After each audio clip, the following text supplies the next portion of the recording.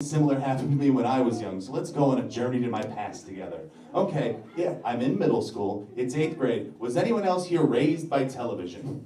Okay, thank you. Okay, this was what I got really into doing as a kid, and I still understand why. Was trying to learn big words from TV to sound smarter, to the amusement of no one.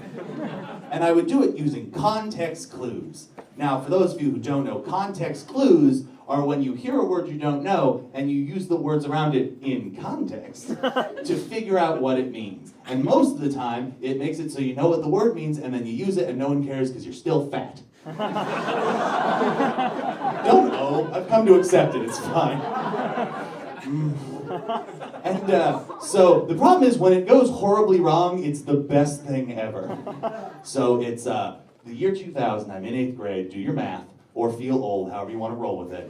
And it's the election year, and we are having debates in my 8th grade class. Now, I've been telling this joke for a couple of months now, and I've still never been able to understand why my middle school teacher needed to have this debate, but I'm getting ahead of myself.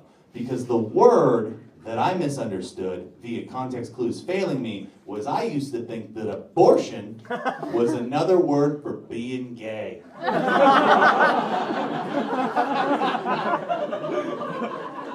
know. That's what makes it funny. Okay, so we have this debate. Now, why my 8th grade teacher decided we needed to have a debate about abortion, the real kind, I've yet to figure out. I'll get back to you. But we do. Now, this was also around the time that I was feeling the birth of my liberalism in myself. Because at that point, a lot of teenage boys in my middle school were calling me abortion. And guys, I wasn't real good at talking to girls, so I thought maybe I was abortion. So when it came time for that debate, boys and girls, I stood up impassioned because I had written a speech. Now, my speech was about how there's nothing wrong with abortion. There's no shame in anything about abortion. And in fact, people in this very classroom might be affected by abortion and might be too afraid to even come forward.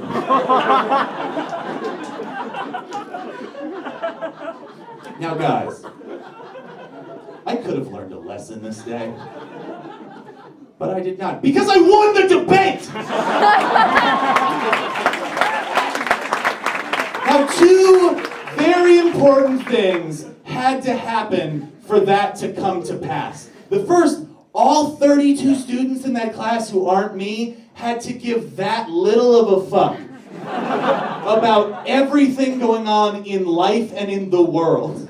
Because if any student had raised their hand and said, what? My whole defense is destroyed. And secondly, the thing that blows my mind is that my teacher let me keep talking. And the whole time, all she kept thinking was, this kid loves abortion. Thank you, ladies and gentlemen.